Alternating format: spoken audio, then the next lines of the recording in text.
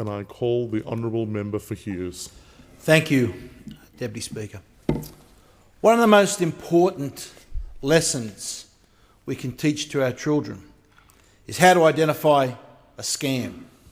In our society today, Deputy Speaker, there are many scam artists, there are many people running deceptions, and there are many people telling outright lies. Deputy Speaker, we even have at the ACCC, they have a website called Scamwatch.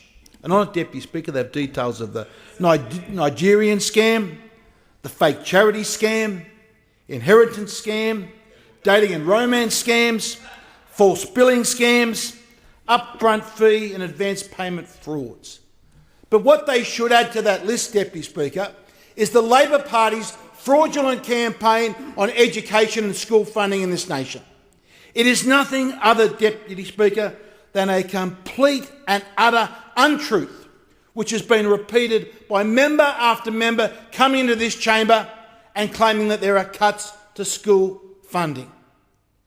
Deputy Speaker, the disgraceful performance of the Labor Party, scaring school children, scaring parents, misleading them with false information about cuts that simply don't exist, is a scandal, and it's a shame that you should all stand up and apologise for. Now, Deputy Speaker, let's just go through some of the facts. Okay? Let's go through it. People may not believe me. They've heard different things from the Labor Party members talking about cuts. They've heard the truth from our side about the increases. But let's go through the actual facts of what is happening with federal government funding to schools, so we can dispel the myths and the untruths and the sophistry of the Labor members in this debate. Firstly, Deputy Speaker, let's look back. Between 1987-88 and 2011-12, total public funding for schools has doubled in real terms. That's 87, 88 to 2011, 2012. During that period, we've had a doubling of funding in real terms. That's over and above the rate of inflation, Deputy Speaker, and yet we've had only an 18% increase in enrolments. So 18% more enrolments, doubling over and above inflation. Deputy Speaker, we've seen the total combined Commonwealth and state funding has grown in real terms per student by 15% over the 10-year period from 2005-06 to 2014. Again, Deputy Speaker, that decade, 2005-06 to 2014-15, there was an increase, Deputy Speaker, of 15.4. Now, Deputy Speaker, when the coalition came to government after the glory years of the Rudd governments, Deputy Speaker, the first year, Deputy Speaker, education or school spending from the Commonwealth was $13.94 billion. In 2015, Deputy Speaker, we increased, mind you, 8.7%. The following year, Deputy Speaker, we increased it again, 7.4%. In 2017, Deputy Speaker, the latest year, we have increased it to 17.76%, another 8% increase. So let's be very clear. This government is spending record amounts on school funding. We are spending, Deputy Speaker, close to 40% more, I repeat that, 40% more than the last budget of the Gillard Rudd government when they were in power. And they come in here, Deputy Speaker, and they complain about cuts when we in the coalition are spending 40% more than they did. That is a fact, Deputy Speaker, an absolute fact. And yet we will have these Labor members, one after the other, roll into this place and talk about cuts. Now, how have they done this? Where does this sophistry come from, Deputy Speaker? There is a little hint, a glimmer of like an acorn of truth in their deception and their sophistry. What happened, Deputy Speaker, if we go back to the original Gonski, the funding was over 6 years. And surprise, surprise, Deputy Speaker, as we do in our budgetary here, we have a forward estimate period of 4 years. So anything outside that 4-year period you don't have to account where the money comes from. So if we looked at the original Gonski funding, those first-year Deputy Speaker, there were reasonable increases, but the real increases were backloaded into the 5th and 6th year. So they didn't have to show the public where the money was coming from. They had no money. Of course they had no money, as the member for Bayerman correctly interjects. It was just a complete, absolute con, Deputy Speaker. So what they are saying now, Deputy Speaker, if they want to come into this parliament and they want to say, well, we will spend more money than the coalition, Deputy Speaker, that would be a fair enough debating point. And we on the coalition would accept that. But they are not saying that. They are going around pretending that there are cuts to schools. And we heard it, Deputy Speaker.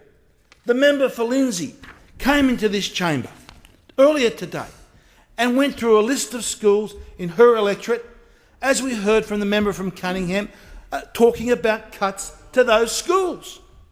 Deputy Speaker, they are unnecessarily misleading not only the school children and the parents, but the teachers of those schools. Let's just go through the member for Lindsay's electorate, Deputy Speaker. In 2017, this current year, the spending in Lindsay, Deputy Speaker, will be $147,364,000. $147 million. Next year, Deputy Speaker, now remember the member for Lindsay's walked in here and say, oh, there's cuts to all these schools she goes to. Well, in her electorate, Deputy Speaker, spending increases, get this, increases to $154,184,000. That's an increase, let's go through this, an increase in the member for Lindsay's electorate of 4.63%, an extra $6,820,000. And we had the member for Lindsay come into this chamber and mislead. She's misled the students, she's misled the parents, claiming about cuts, Deputy Speaker, when the truth is there's $6.8 million extra money going to Lindsay. A 4.6. Well, that's fair enough. I'll take that interjection. That's fair enough. The member there says he would like to spend more. Now, that is a fair enough debating point, and I would accept that debating point. But if you do, you must come and say where that money will come from. If you want to borrow more, money, if you want to put this nation greater in debt than we already are, that's a fair enough debating point. But don't come into this chamber and tell lies. Don't come into this chamber and lie that schools are having their funding cut when it's simply untrue. Member for Hughes, just take your place for a minute. No, I'm not accepting the point of order. Sit down. I think this is unruly, and I think it's unfair on the people who are listening to the debate. Call a member for Hughes. Thank you, Deputy Speaker, and you are correct. It is true in the people listening to this debate. It is unfair to the members of the Australian public. It is unfair to the school children of this nation for Labor member, one after the other, to roll into this parliament and tell untruth after untruth after untruth about school funding cuts, with Deputy Speaker, when school funding is clearly and unambiguously increasing. Now, I'd like to go through some of the, in my electorate, Hughes, Deputy Speaker. Member for Hughes, to take your place. Point of order. I know the member's trying to avoid using the word lie, but coming in and using the word untruth hardly skirts around the standing order. There's no point of order. Member for Hughes. The other word I'll use would be sophistry and mendacity. I think that sums up the Labor Party's tactics in this debate. Now, Deputy Speaker, I will go through, in my electorate of Hughes, this current year, Deputy Speaker, the federal government is contributing $99,103,000. Next year, Deputy Speaker, there will be an increase of 4.2% to $103,267,000. So the schools in my electorate, as is similar around every electorate in the country, Deputy Speaker, will be receiving an extra $4,164,000. Not quite as much as the member for Lindsay, Deputy Speaker, not quite as much as the member for Lindsay who is enjoying a greater increase, who is actually going to come in and vote against this increase, but an increase, Deputy Speaker. Now, to the Catholic schools that have made a bit of an issue about cuts, Deputy Speaker, St John's Bosco Catholic College, they will receive next year an extra $248,000. St Patrick College will receive an extra $318,700. Aquinas College will receive an extra $279,300. And when it comes to per student increases, Deputy Speaker, the 4 special schools, the Cook School, the Dunedin, the original boys' school down at Engadine, Bates Drive, Deputy Speaker, and Minerva School, outside of those 4 schools, the school that will get the biggest increase is St John's Bosco Catholic College in Engadine. They will receive an increase of $305 per student next year. Deputy Speaker, this is similar. My electorate is no special. This is happening across the nation. Every school is getting more money on top of the 40% more that this government is giving over and above the previous Rudd-Gillard government's, Deputy Speaker. Deputy Speaker, and when it comes to the Labor Party like to use David Gonski's name and quote David Gonski, what has no less than David Gonski said about these changes? Let me quote Deputy Speaker. This is David Gonski. I am very pleased to hear that the Turnbull government has accepted the fundamental recommendations of our 2011 report, and particularly regarding a needs-based situation. I'm very pleased that there is substantial additional money. Let me repeat that. David Gonski says, I am very pleased that there is substantial additional money, either over indexation and in the foreseeable future. And yet, Deputy Speaker, the Labor Party come in here and they quote Gonski's name time after time after time. Well, I hope that they would quote that, because David Gonski is telling the truth that there is additional funding, unlike members of the Labor Party. Deputy Speaker, also, Ken Boston, one of the original authors of the Gonski report. What did he have to say about it? And I quote, Deputy Speaker.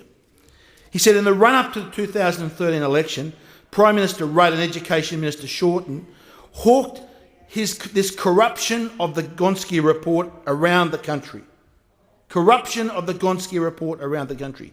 Doing deals with premiers, bishops and various education lobbies. These bilateral negotiations were not a public and open process, as would have been achieved by the National Schools Resourcing Body. They dragged on for 21 months, just to the September 2013 election, and they led to a thorough, unsatisfactory situation. This is Ken Boston, the author of the original Gonski report. And he said, Deputy Speaker, that what Labor implemented, and I quote, is not what the Gonski review recommended. It was not a sector-blind needs funding. It continues to discriminate between government and non-government schools. They are the words of one of the original authors of the Gonski report. Now, Deputy Speaker, there are many speakers listed down to speak on this debate.